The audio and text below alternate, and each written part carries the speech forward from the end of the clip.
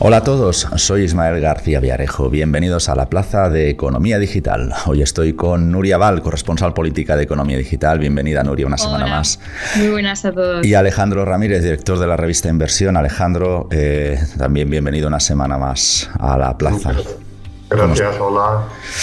Hoy queremos empezar, sabemos que tenemos intensidad política, ¿no?, con los casos de Canet y Esquerra atrincherándose en el Senado en contra de los presupuestos, o quién sabe si en contra, a favor o fluidamente. Pero sí me gustaría empezar con un dato que ha surgido esta mañana, lo ha publicado Eurostat, y que retrata bastante bien lo que está pasando en España desde las últimas décadas.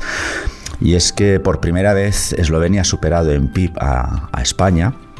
Y el dato concreto es que el PIB por habitante de julio a septiembre, es decir, del último trimestre sobre el que hay datos, es de 6.360 euros por habitante para Eslovenia, mientras que el español se quedó en 6.230 euros también por habitante. Son datos que, como digo, están recién salidos del horno, los ha publicado Eurostat. Sabéis que la plaza se graba los viernes y en este caso estamos grabando el 10 de diciembre. ¿A qué se debe este sorpaso? Bueno, un análisis de urgencia nos lleva a pensar en varios motivos coyunturales, como pues la intensidad de la crisis del coronavirus y la lentitud de la recuperación en España, pero también hay razones estructurales, ya que España sigue perdiendo, bueno, pues este dato lo que nos dice es que sigue perdiendo puestos en la clasificación europea. Juan García, cuando la plaza estaba en Onda Cero, por cierto que no cunda el pánico, Juan vuelve la semana que viene, a lo que iba.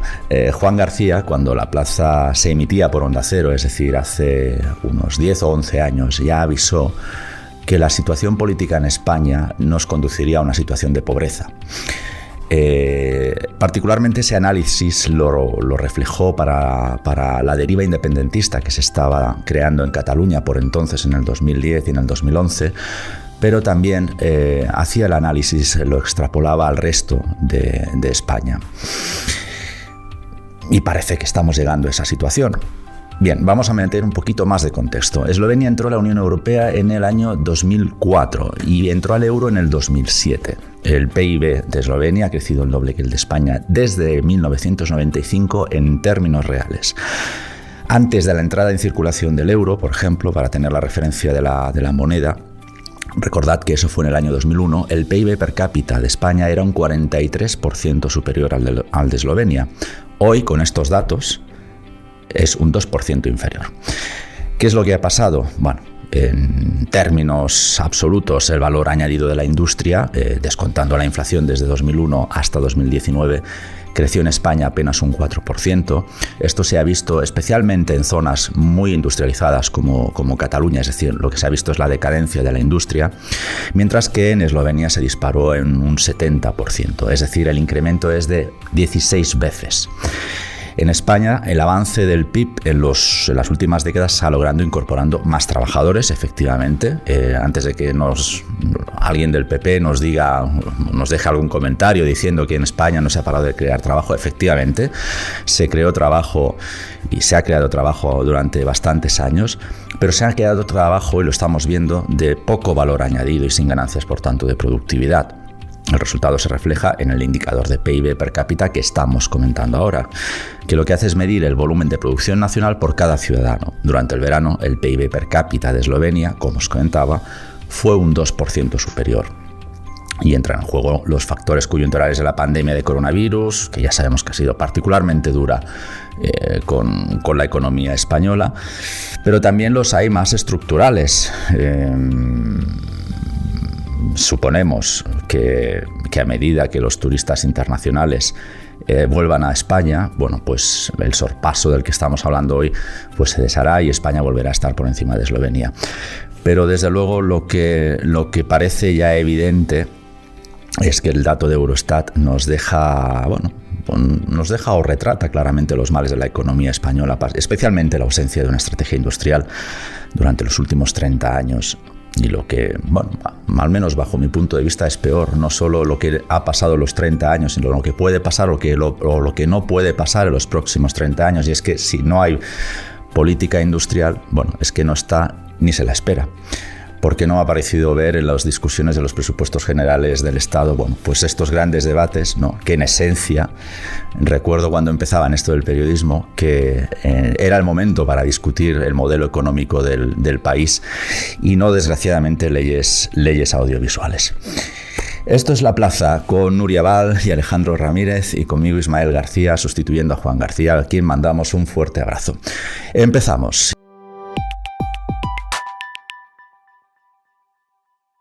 Bueno, Nuria, Alejandro, he querido empezar por estos datos que son de urgencia. Hemos tenido que improvisar, Alejandro, este es más tu negociado, hemos tenido que improvisar un pequeño análisis.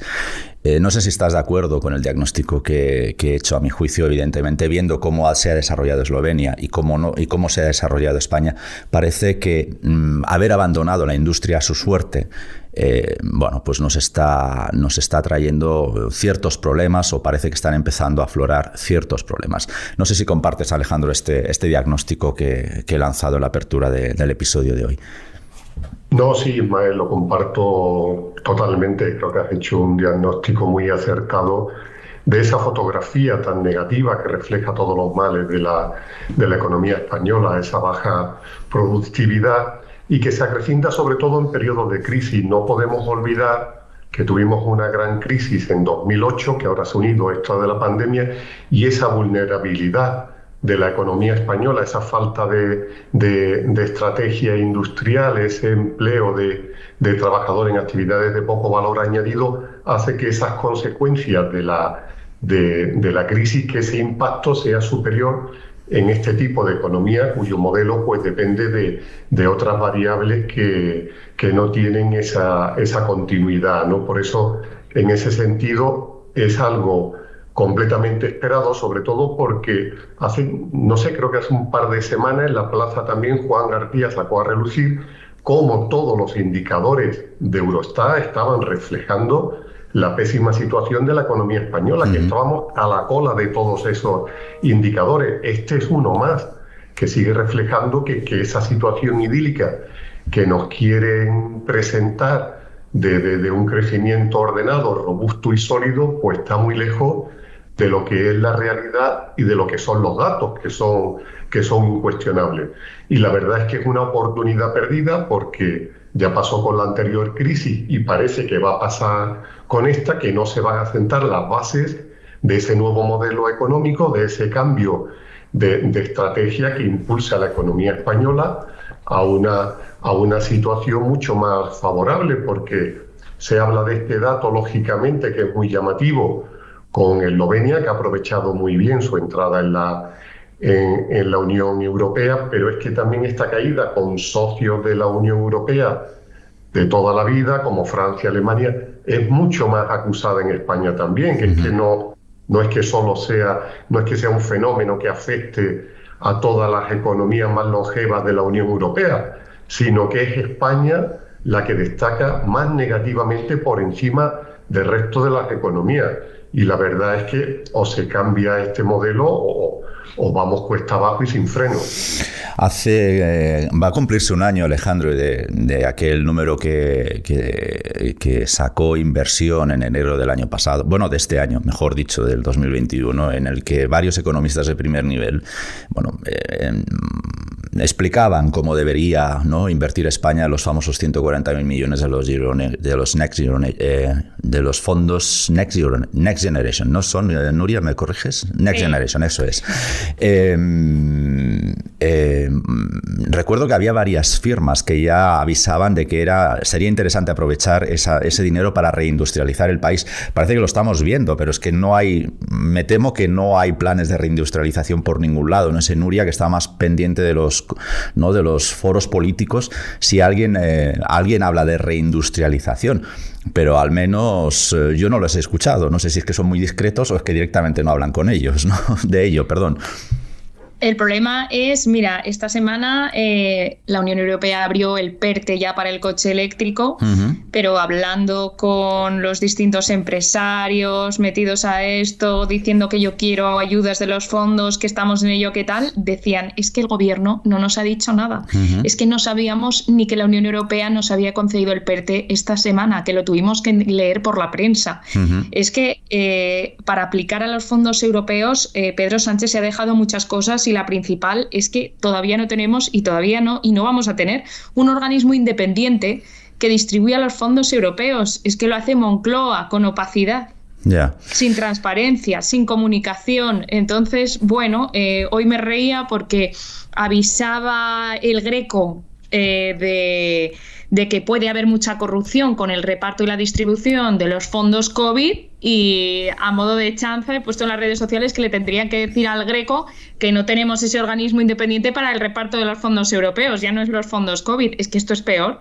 Y también tengo que decir, somos el país que la presión fiscal ha crecido más desde 2019, que estamos creciendo por debajo de la Unión Europea, por debajo de la media de la Unión Europea, y que somos el país que menos crece de la Unión Europea. No lo digo yo, lo están diciendo los datos.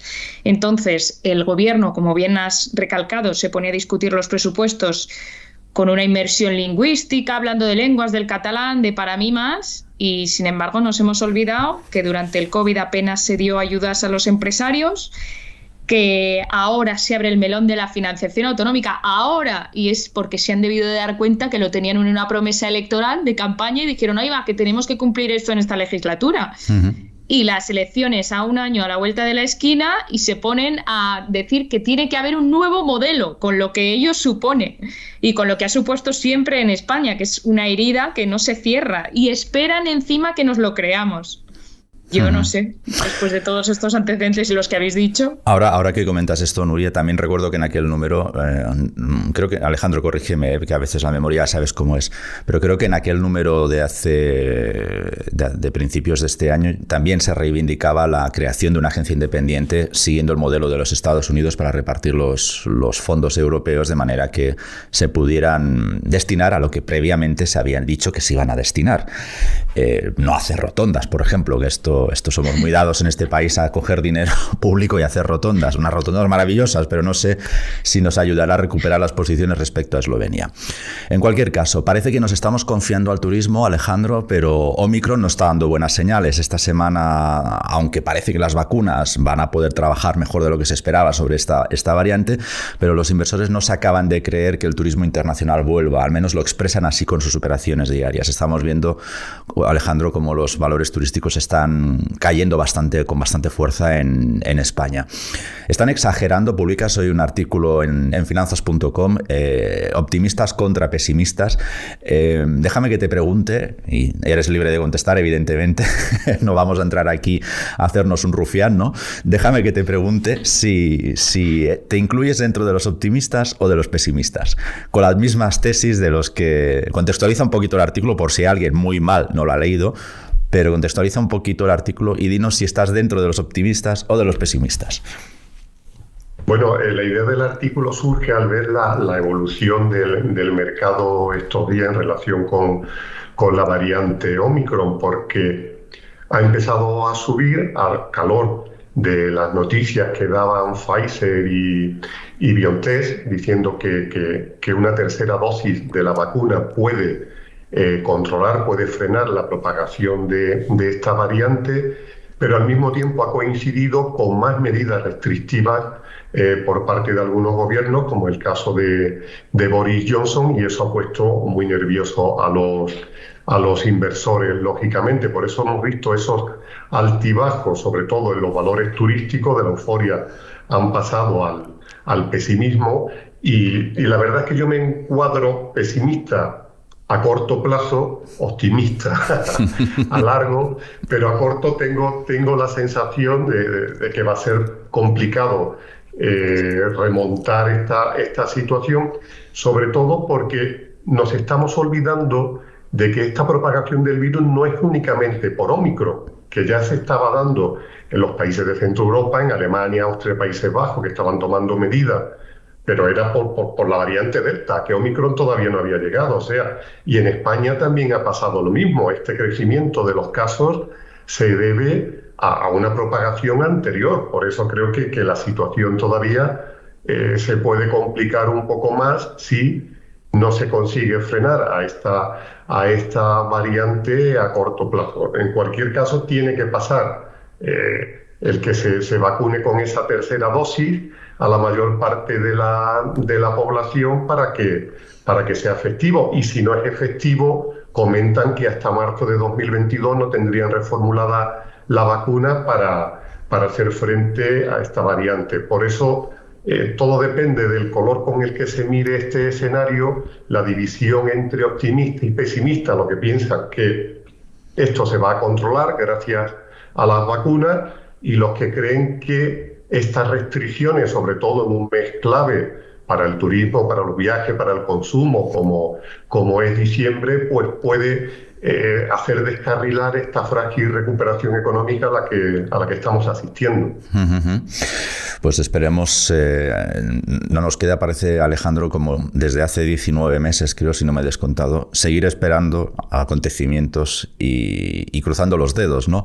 Pero bueno, en fin, ahí tenemos los datos de arranque de este episodio, con Eslovenia superando a España en PIB, al menos en el tercer trimestre del año, el que corresponde más o menos al verano.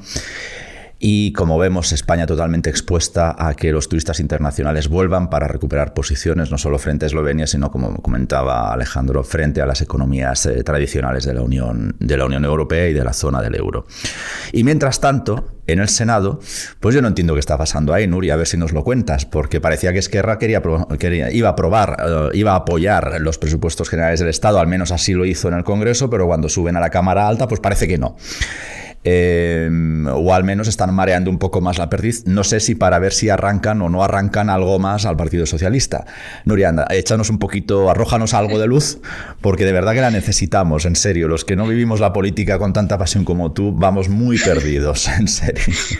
Pues mira, os pongo en antecedentes porque esto es largo.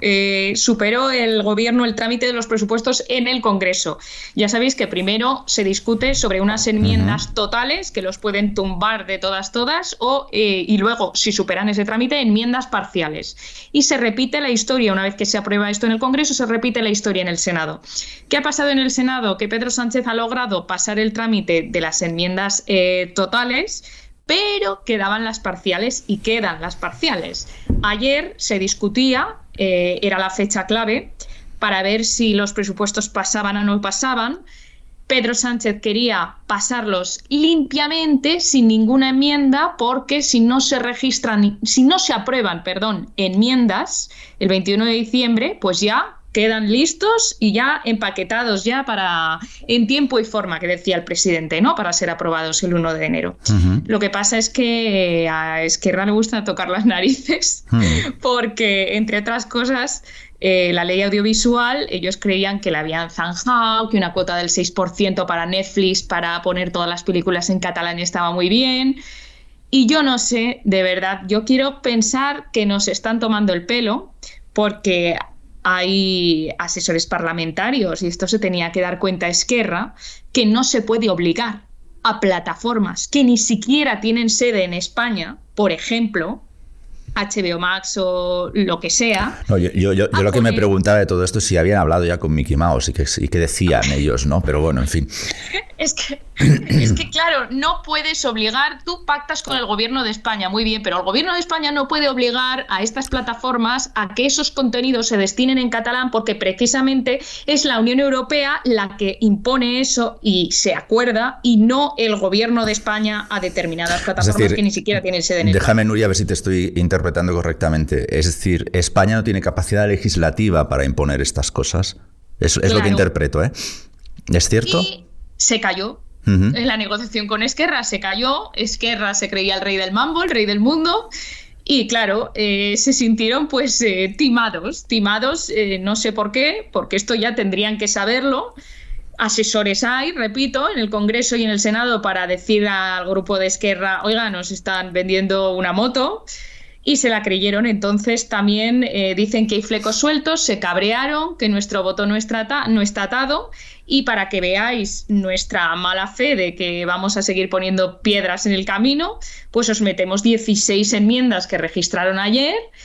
Una de ellas para tocar muchísimo la moral a Pedro Sánchez, porque os acordáis que Junts le coló en el Congreso al PSOE. Además es que votó Vox a favor y todo. Vox votando a favor de una propuesta de Junts. Ojo, aquí subrayo, un fondo COVID para todas las comunidades autónomas, porque ya dijimos aquí que María Jesús Montero se lo había quitado para 2022 y los ayuntamientos que son los que ponen la cara al fin y al cabo para esto del COVID. Que son, si no me falla la memoria, 13.000 millones, ¿no? De ese orden de magnitudes. Eso es. Llega ayer Esquerra y les meten estas enmiendas otro fondo COVID.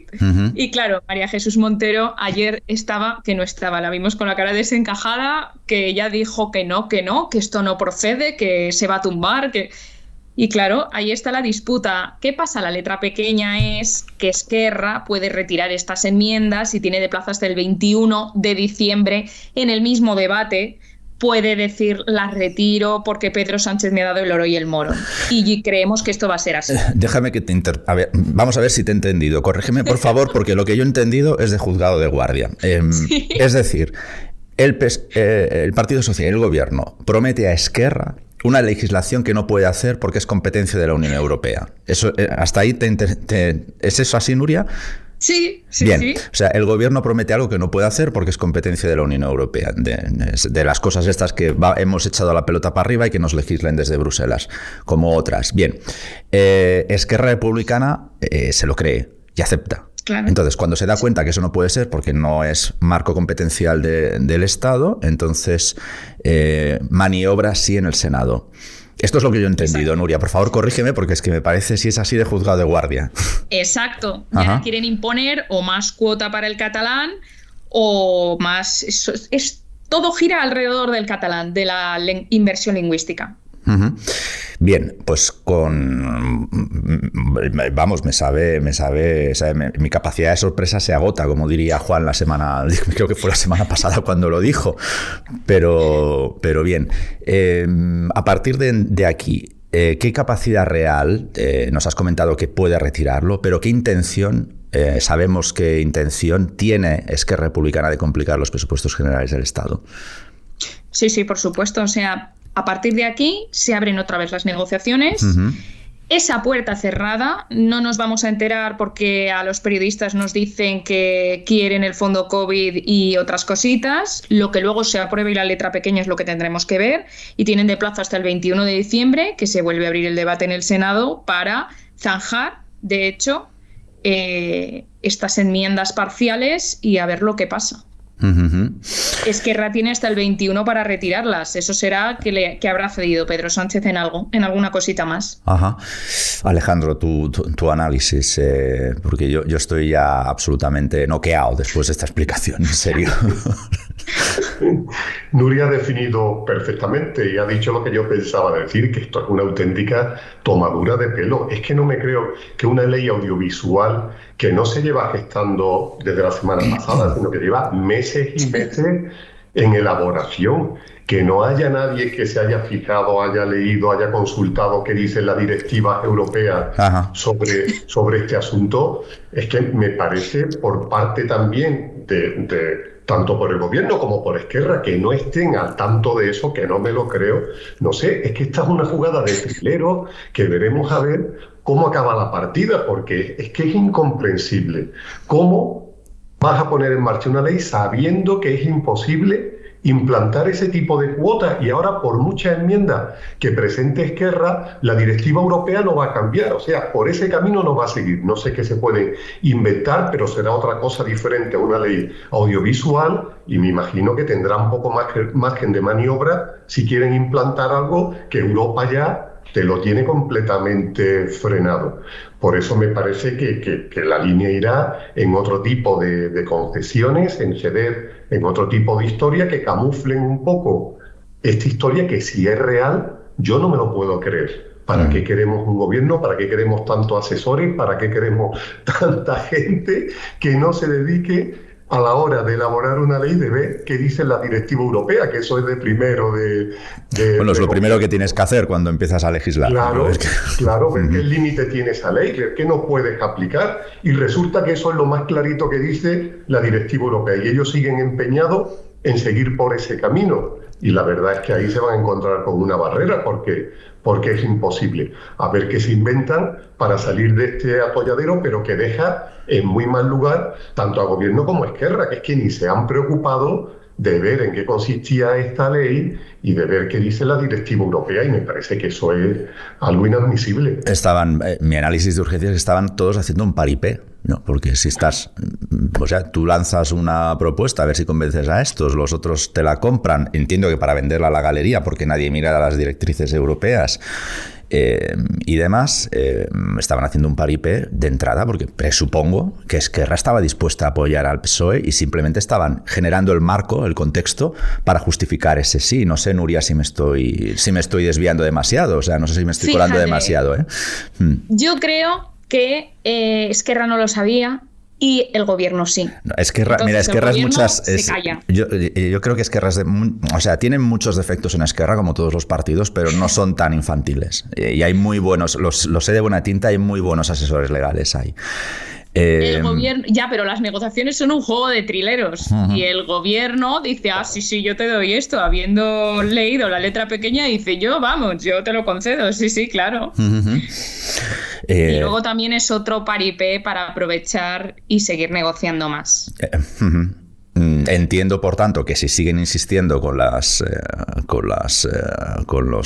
el catalán, con la presencia mínima del catalán dentro de las OTTs, con estas directivas, es que los abogados, que además están en nómina de Netflix, Disney Plus y todo esto, pues estarán distraídos y encantados de haberse conocido, ¿no?, durante una temporada. No sabemos, yo al menos no sé, Alejandro, nos consta si las OTTs han respondido de alguna manera o estos están haciendo de momento las muertas con esta negociación. Porque entiendo que no es una ley de Netflix, sino que es lo que decías tú antes, ¿no?, que cualquier OTT en España tiene que, con presencia evidentemente, tiene que incluir ciertos niveles de catalán, ¿no?, supongo. Sí, yo he leído por ahí algunas declaraciones que no estaban muy de acuerdo con este tipo de cuota, no querían que se le impusiera, lógicamente.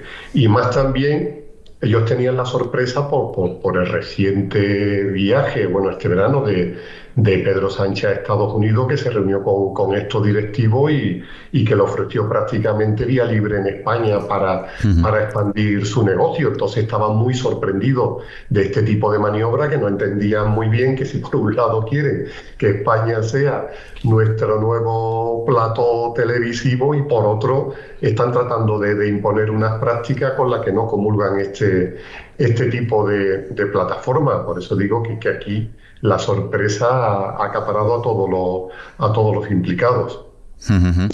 De las pocas que lo cumple es Movistar Plus, que yo llamé y me dijeron que sí, que cumplían esa cuota y que no tendrían que tocar nada, pero el resto sí que están cabreadas porque, claro, les venden España como paraíso y luego lo que dice Alejandro, más dinero, más producción y más trabajo. Entiendo que Movistar Plus se habrá puesto de acuerdo con TV3, que es la manera fácil de cumplir con estas cosas, ¿no? O sea, emitir la programación de TV3 en el resto de España, que de hecho también lo sé porque conozco bastante bien esa casa de cuando empezaban esto de los medios de comunicación, que siempre la antigua vía digital ya incluía la programación de TV3, que lo que hacía era elevarla al resto de España, por tanto cumplía no solo en Cataluña, sino en toda España con los niveles de catalán exigidos, ¿no? Bien, y el tercer punto con el que quería repasar con vosotros es toda la casuística de Canet, a la que parece que la Generalitat quiere convertir en una suerte de trinchera en defensa del catalán, pero llevándose por delante a un chaval de primaria y a su familia, a la que, no sé si estará bien o mal o no asesorada jurídicamente o legalmente, pero de entrada la invasión contra el derecho a la intimidad y otros delitos tipificados parecen evidentes simplemente echando un ojo somero a la casuística de lo que está pasando allí. Nuria, como siempre, tendrás tú más detalles de los que controlamos nosotros. Nos contextualizas un poquitín antes de analizarlo a fondo. Sí, a ver, a mí esto me enfada profundamente porque llevamos ya unas semanas con esto. A raíz precisamente comenzó todo de lo de Netflix y la cuota y lo que hemos estado hablando, ¿eh? Luego ha venido la sentencia del Tribunal Supremo que impone la obligatoriedad de impartir al menos el 25% de las clases en castellano en Cataluña, que quiere decir una clase que tienen ahora y poner otra más, una clase más, solo eso. Los padres de Canet tan solo han pedido tener acceso a ese 25%, es decir, 2 clases en castellano, ya está, la que hay y otra más. A partir de ahí, el grupo de padres por WhatsApp señalando al niño, diciendo que hay que aislarlo, que hay que no hacerle caso, que hay que ponerle trabas pintadas en el colegio, los padres señalados. Yo lo estoy tachando de apartheid, o como propone Colau, que los lleven a colegios privados si quieren aprender castellano, que esto ya es el insulto mayor del reino. O sea, luego también están convirtiendo el catalán en una lengua identitaria con esto, y a Cataluña en una comunidad intolerante, y esto es que no puede ser. La cobardía, luego también destacar del PSC, como que esto para ellos es un asunto colateral, que el silencio del gobierno, el PSC no pone en su sitio al gobierno, el gobierno se calla, el Tribunal Superior de Justicia de Cataluña ha tenido que ordenar al gobierno que proteja a los padres y al niño, el gobierno permanece callado. Yo sigo preguntando, hoy mismo seguiré preguntando, y bueno, también destacar una exclusiva que llevamos en Economía Digital, siendo que las plataformas independentistas es como que Pere Aragonés desde el Gobierno difunde la palabra, y las plataformas independentistas como Òmnium Cultural hacen de ella, la ejecutan y además hacen caja con esto de la inmersión lingüística. Y es que hoy publicábamos una cosa muy graciosa, entre comillas, porque hizo un concurso entre todos los ateneos catalanes, cines, lo que no eran cines, pero para adaptar a proyectar películas a niños. Y ellos se ganan dinero y les imponen una cuota por año, que en el tercer año ya, por proyectar esas 8 películas, les cobra 1.200 euros en catalán. O sea que, bueno, todo esto os lo dejo a modo de melón de una reflexión a nivel global de lo que estamos haciendo aquí en España, de que todo el gobierno callado, el PSC mira para otro lado, y mientras el gobierno disfrutando, y una familia valiente, con un hijo valiente, la está pagando. A mí lo que me sorprende es que os sorprenda. Porque... Es que estamos llegando a unos extremos ya. Sí, no, debo decir, como víctima de la enseñanza del sistema educativo catalán, debo decir que ni en el apogeo del pujolismo se daban estas situaciones.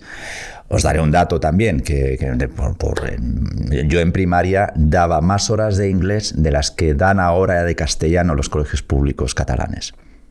Fíjate. A modo de ejemplo. Pues recuerdo que asignaturas que no eran estrictamente lingüísticas, ahora estoy hablando de las de ciencias, pues matemáticas, química, física, ya en el instituto, pues las dábamos en castellano o en catalán, dependiendo del nivel de soltura que tuviera el profesor de turno en esa asignatura, porque lo que cuenta ahí es la sabiduría, no es el conocimiento que transmite el profesor, y si se expresa mejor en castellano, pues lo daba en castellano. Biología, es decir, no había este nivel de represión lingüística, de atropello lingüístico que hay ahora. ¿Qué más me sorprende? Nuria, con cariño, que te sorprenda el Partido Socialista, bueno, ahí el Partido Socialista catalán, quiero decir el PSC, notes el sarcasmo, es legendaria la valentía del PSC siempre frente al nacionalismo, ¿no? Me sorprende que te sorprenda que el PSC se ponga de perfil, particularmente con Sánchez estando en Moncloa, ¿no? ¿Qué más me sorprende? Que te sorprenda. Hombre, han activado, fijaos, la misma maquinaria que han activado desde 2012, que eso Artur Mas no supo en ningún momento, y yo creo que todavía no se arrepiente lo suficiente de haberle dado al botón de lo que llaman allí las asociaciones civiles. Es decir, Òmnium Cultural y la ANC. Pero el trabajo sucio de los partidos políticos pasaba allí, a estas asociaciones, es decir, a alterar la calle, que es lo que hemos visto que ha pasado durante los últimos casi 9 años, y con particular dureza después de la sentencia, ¿no?, sobre los presos del 1, los condenados del 1. Están haciendo exactamente el mismo esquema que llevan haciendo desde hace 12 años y que ya sabemos cómo va a acabar. Y que desgraciadamente, pues no sé si tendrá que ir o no a una escuela privada, pero el chaval pues probablemente no podrá ejercer sus derechos lingüísticos en el colegio público de Canet. Y probablemente ningún partido político moverá un dedo. Pero bueno, seguimos en el país en el que estudiar el idioma mayoritario del país pues es una auténtica heroicidad, creo. Y perdonad porque me he extendido, no es mi labor hacer análisis, es más que sino más moderar. Pero bueno, como es algo que conozco porque no deja de ser mi tierra, pues perdonadme que comparta estas reflexiones con vosotros. Alejandro, por favor, si quieres añadir algo más. Sí, que antes de empezar el programa he repasado la cuenta de Twitter de Pedro Sánchez porque no daba crédito que el presidente del gobierno, que se solidariza hasta con la familia del país más remoto que ha tenido el más mínimo problema y que a eso dedica su cuenta, que no haya dedicado unas líneas a un niño español de 5 años víctima de este acoso impresentable, de este linchamiento, de este señalamiento, que esté callado el presidente del gobierno, que ante otros colectivos, con toda la razón del mundo y que yo apoyo cuando sale en su defensa ante cualquier ataque, ante cualquier cosa, que ahora calle.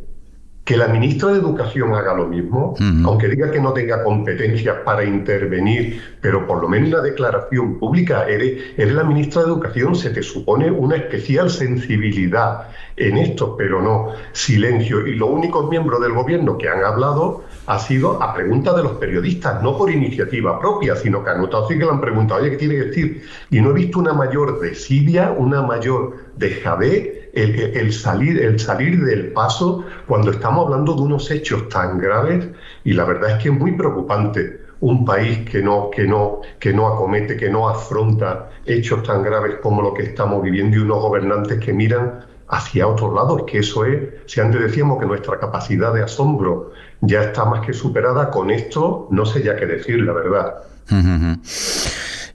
No, es que es cierto, porque además, fijaos, Cataluña tiene, de verdad, el problema lingüístico se crea artificialmente. En Cataluña, de manera natural, nos sale el bilingüismo. Nos sale. Entonces, mientras no seamos capaces en todas las capas sociales de asimilar esto, los que no lo tienen asimilado, evidentemente, porque quieran imponer, hablo ya por los dos extremos ideológicos, porque quieran imponer el catalán o el castellano, iremos mal. Y luego me sorprende y entronco con el arranque del programa que cuando hablamos de educación hablemos de estas cosas y no de competencias reales que nos ayuden, digamos, a que Eslovenia no nos supere en PIB. Otra vez, quiero decir. ¿Cuál es el sistema educativo que estamos planteando para armar, como comentabas antes, Alejandro, al inicio de este episodio, una economía sensata, con mimbres, con capacidad de producción, con capacidad de crear bienestar para todos los que participamos de ella? En ningún momento afrontamos, desde el punto de vista de educación, estos debates. En cambio, estamos peleándonos, y me sabe mal por la familia de Canet, porque sobre todo si es su derecho, hace muy bien en reclamarlo, nos estamos peleando por una hora más de castellano o no, porque evidentemente lo que interesa es imponer el catalán. Ese idioma que sin lugar a dudas nos ayudará a ser mucho más competitivos, no cuando seamos mayores. Perdonad el sarcasmo, pero es que a veces me sale así. Si podemos firmar ya a modo de cierre de este episodio una conclusión, es que nos distraemos en asuntos menores y mientras tanto menores desde un punto de vista de estrategia, de largo plazo, de bienestar para todos. No es menor que se quiera apartar al castellano, ni mucho menos de los colegios públicos de Cataluña, porque a mí me parece un tema no menor, sino gravísimo. Insisto, yo creo que es el único país en el que aprender el idioma oficial, uno de los idiomas oficiales del país, está mal visto y te genera ataques públicos. Yo no sé, no se me ocurre en Estados Unidos, donde, por cierto, el inglés no es idioma oficial, Pero no se me ocurre en Estados Unidos a nadie que pida que se reclame una hora de inglés si es que hubiera ese debate, pues con esta misma situación. O en Francia con el francés, o en Italia con el italiano. Me da la sensación de que es que España es el único país en el que aprender español pues te genera estos ataques ¿no? sociales. E insisto, alguien debería asesorar legalmente a esta familia, porque a mí me parece que se están vulnerando muchísimo, se están cometiendo algunos delitos contra ellos, desde derecho a la intimidad como mínimo a otras cuestiones. Pero a lo que íbamos, echo de menos de verdad debates serios, debates que nos ayuden a construir un país mejor, debates que nos ayuden a vivir mejor, debates en el que podamos convivir culturalmente y no imponernos. Y esta semana parece que hemos caminado nuevamente por el camino que no tocaba. Pero bueno, parece que eso en Eslovenia sí se lo han aprendido. A modo de conclusión, que luego luego tenemos estas famosas discusiones, ¿no? ¿Quién habla más? Si yo o los invitados, o los invitados o yo, perdón por la mala educación. Así que, perdonadme, yo ya he hecho mi cierre, así que os dejo a modo de conclusión. Nuria. Pues mira, yo quería destacar, hablando de debates serios, ¿no? Lo que dices tú, que en el País Vasco, por ejemplo, aquí en Cataluña, lo que quiere ahormar Pere Aragonés ahora de cara a enero-febrero es el Pacto Nacional, dice él, por la lengua, que es lo que quiere, meter inmersión lingüística, control al castellano y ya se está pensando hasta en sanciones, dijimos aquí en Economía Digital. Nuria, perdóname una cosa, es que acabo de acordarme, ¿por qué me sorprende que te sorprenda la actitud del PSC? Las multas por rotular en catalán vinieron con el tripartito. Exacto, sí. Con Pascual Maragall como presidente. Sí, pero claro, me sorprende que esto no se haya pasado página, que sigan mirando para otro lado, que el gobierno de Pedro Sánchez, como siempre, bueno, no me sorprende ya nada el gobierno de Pedro Sánchez, pero que no haya parado esto, que se siga a más, y yo con todos los catalanes que hablo, pues me dicen lo mismo, que vamos a más cada vez y que están viendo que hay miedo, que hay gente, por ejemplo, compañeras que les han ofrecido trabajo en Cataluña y dicen, Nuria, me pagaban más. Pero es que yo a mis hijos no quiero someterles a eso. Me quedo en Madrid. Lógico. Y me lo han dicho abiertamente.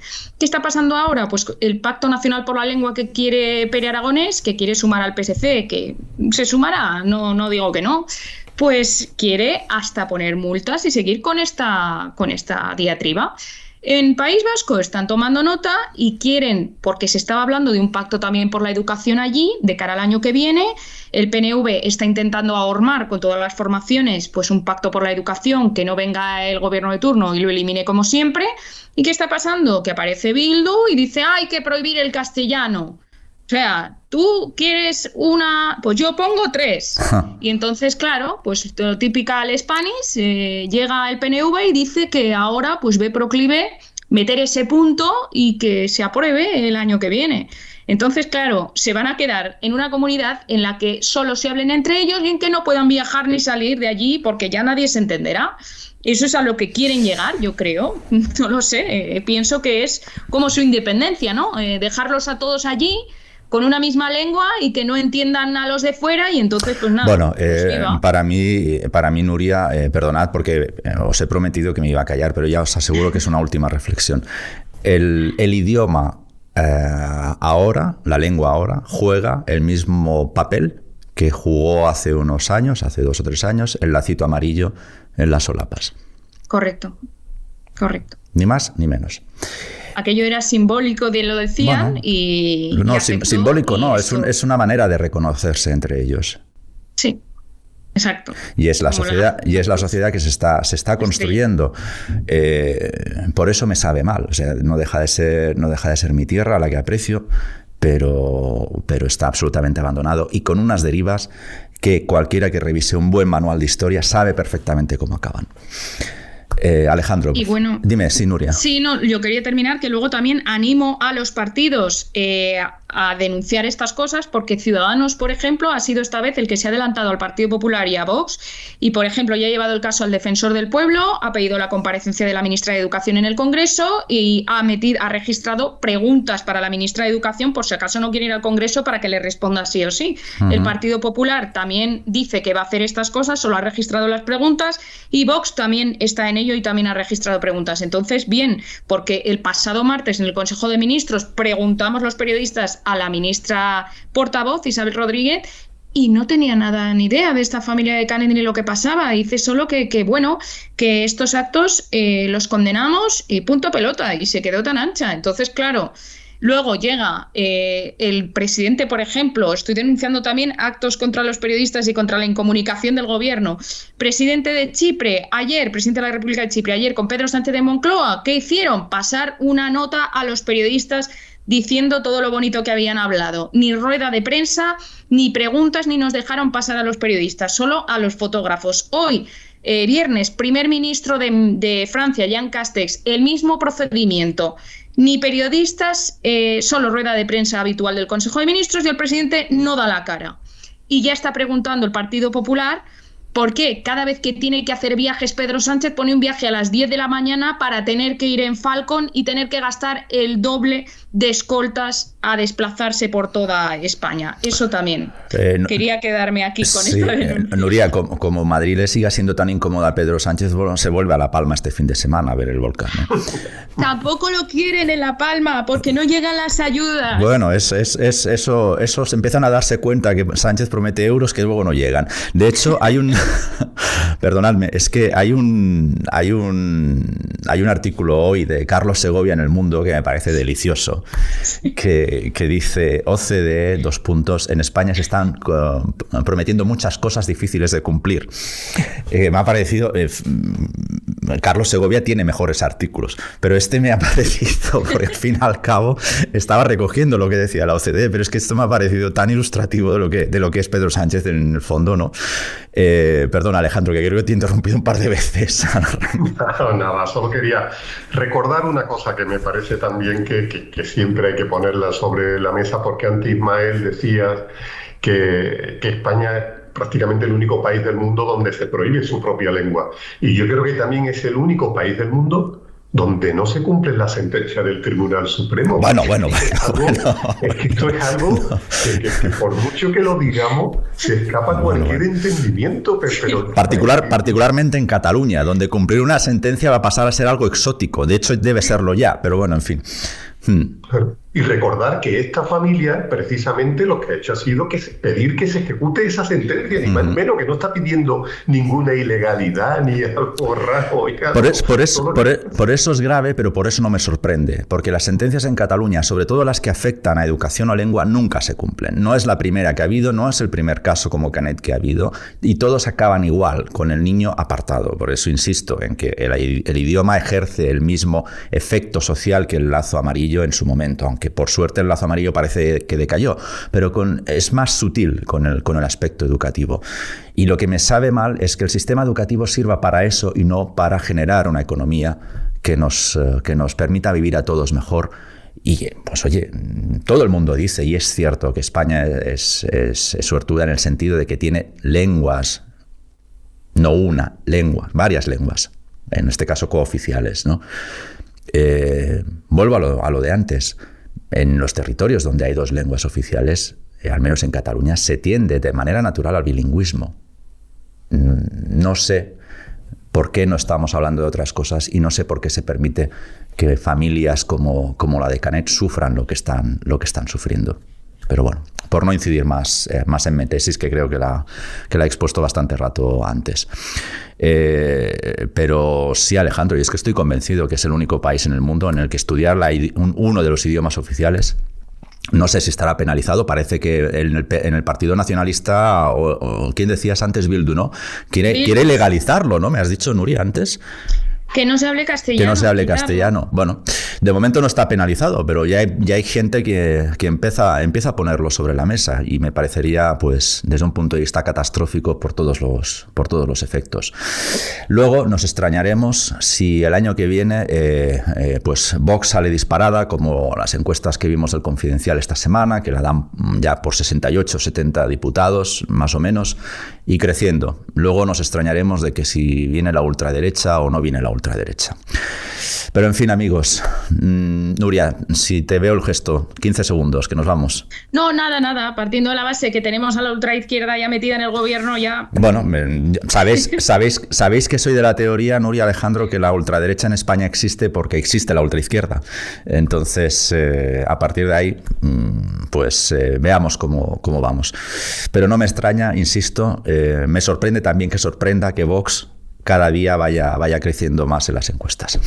Nuria, Alejandro, muchísimas gracias por hacer podcasting esta semana con nosotros en La Plaza. Gracias.